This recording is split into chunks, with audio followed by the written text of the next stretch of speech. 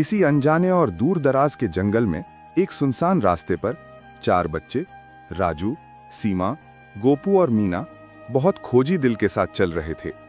उनकी उत्सुकता उन्हें जंगल के भीतर एक अनजानी जगह की ओर ले गई, जिसे गुप्त जंगल कहा जाता था। इस जगह के बारे में गांव के बुजुर्ग भी बस कहानियां ही सुनाया करते थे।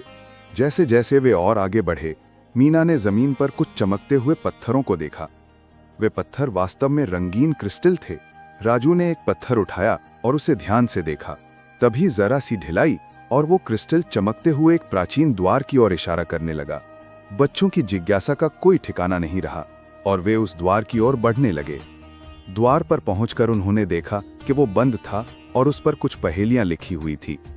गोपू, जो रहस्यों का मास्टर था, ने चुटकियों में उन पहेलियों को हल कर दिया। जैसे ही उन्होंने सही जवाब बोला, द्वार धीरे धीरे खुलने लगा। द्वार के उस पार उन्होंने जो देखा वो अद्भुत था। एक खूबसूरत सुनहरा वाटिका, जिसमें चिड़ियों का चहचहाना, फूलों की महक और निर्मल हवा थी। राजू और सीमा उस वाटिका में खेलने लगे, जबकि गोपू और मीना ने उस जगह की और खोज शुरू कर दी। वे जल्दी ही वाटिका के बीचों बीच एक सुनहरा मंदिर पाते हैं, जिसमें एक सुनहरी मूर्ति थी। मूर्ति जीवंत नजरिए से देखती हुई और आशीर्वाद देती मालूम होती थी। तभी एक गहरी आवाज उनके पीछे से आई, तुम चारों ने इस जंगल का रहस्य सुलझा लिया है। ये शब्द उसी गांव के बुजुर्ग के थे, जिन्होंने इस जंगल के रहस्य के बारे में बताया था। और तुम्हें इसका इनाम मिलेगा। ये मंदिर हमेशा से यहां था, लेकिन केवल वही इसे देख सकता है जो दिल से निर्दोष और सच्चा हो। बच्चे खुशी और आश्चर्य से झूम उठे।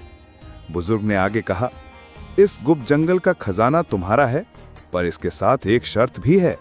तुम्हें इस जंगल और इसके रहस्यों की रक्षा करनी होगी। चारों बच्चों ने हामी भरी और खुशी खुशी अपने घर वापस चले गए, जहां उन्होंने अपनी अद्भुत यात्रा और नवीन मिशन के बारे में सबको बताया।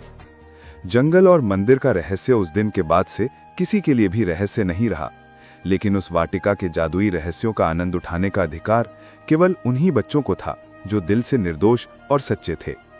दोस्तों, यदि कहानी पसंद आई हो तो वीडियो को लाइक और चैनल को सब्सक्राइब जरूर करें और कमेंट करना ना भूलें।